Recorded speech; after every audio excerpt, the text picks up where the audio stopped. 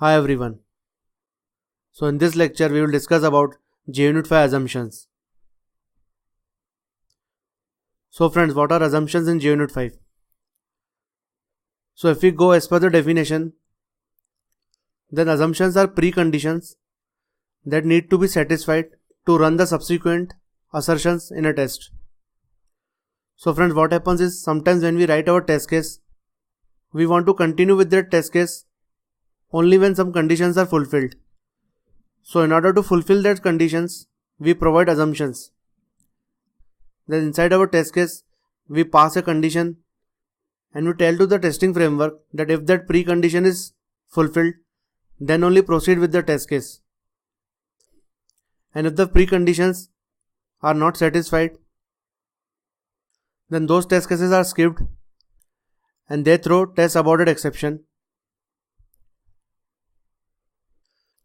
So friends, here there is a difference between assumptions and assertions.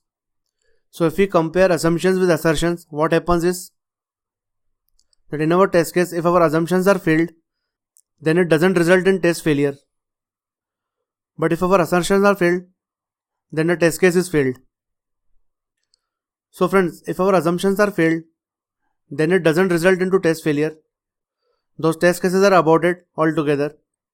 So by aborted test means that those test cases doesn't become part of our test reports and those test cases are simply skipped. So here in our previous lectures, we saw that how assertions work, that if any of the assertion fails, then our test case is failed.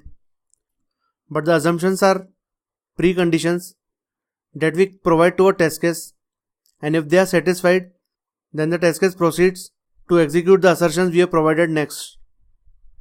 So friends, assumptions play a very vital role.